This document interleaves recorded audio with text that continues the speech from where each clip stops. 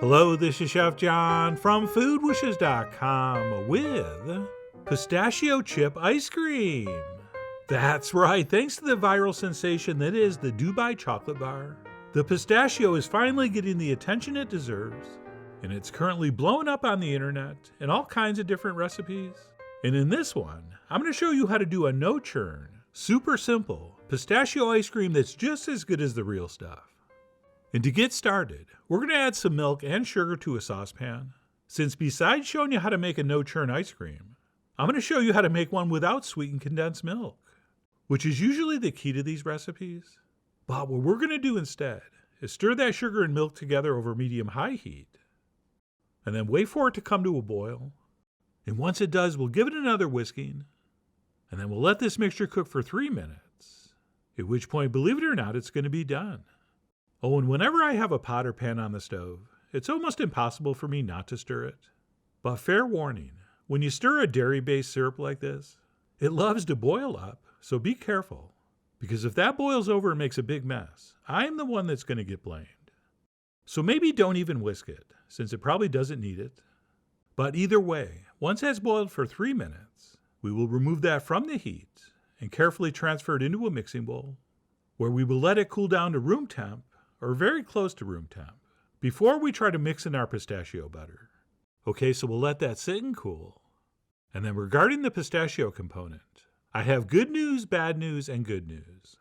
All right, the good news is this is easy to find, and it's usually right next to the peanut, almond, and cashew butter in the store. But the bad news is it's kind of expensive, like twice as much as peanut butter. But the good news is we don't need much. Okay, I'm only going to measure out 1/3 cup for this recipe. And yes, if you have a good blender, you can make your own pistachio butter, since it's nothing more than ground pistachio. Okay, it does take a few minutes, but it's not hard. So if you'd rather do it yourself, go ahead. I mean, you are, after all, the creed of working with what's not a nut, but actually a seed. But either way, we'll go ahead and add that to our now cooled milk syrup, along with my one secret ingredient, which is literally 2 small drops of almond extract. Or if you put too much, it's going to be overpowering. But a very tiny amount does make it taste more nutty. Sorry, I mean seedy.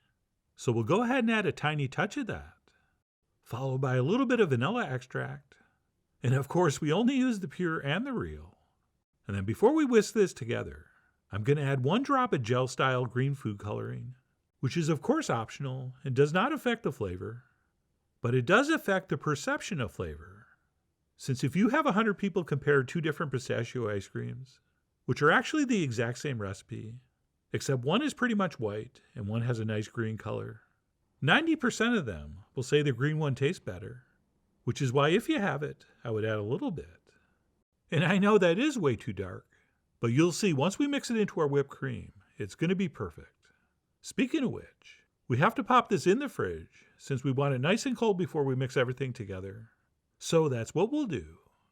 At which point we'll add a couple cups of heavy whipping cream to a large mixing bowl, which you should actually keep in the fridge, since the key to easy cream whipping is very cold cream in a very cold bowl.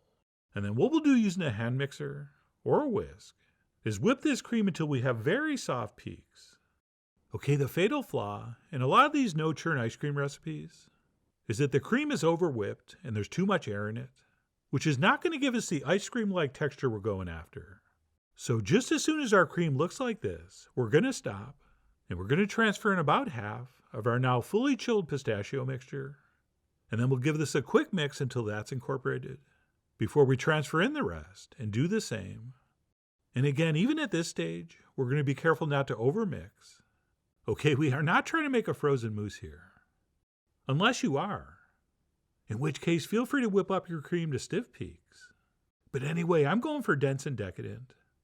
So for me, this had the perfect level of aeration. And as predicted, that fairly dark green pistachio mixture, once blended into this cream, I think produces a very attractive and inviting light green color.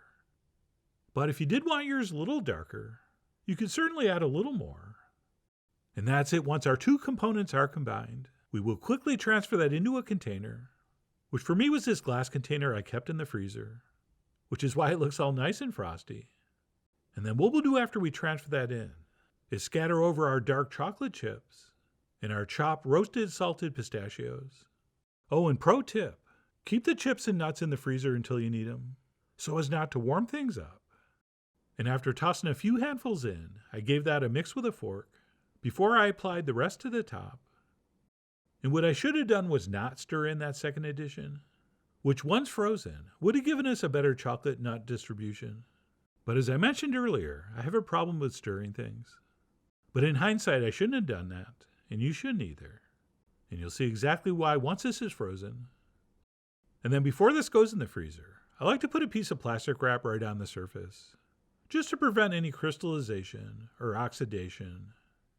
And then we'll pop on the lid and transfer this into the freezer until it's frozen solid, which is probably going to take like 4 or 5 hours. But if possible, try to leave it overnight. So that's what I did before I grabbed my scooper so I could serve some up for the official taste. And as you can see from my overstirring, most of my pistachios and chocolate had sunk to the bottom, which is a problem, but not a real problem, since we can kind of mix everything around and distribute more evenly as we scoop out a portion.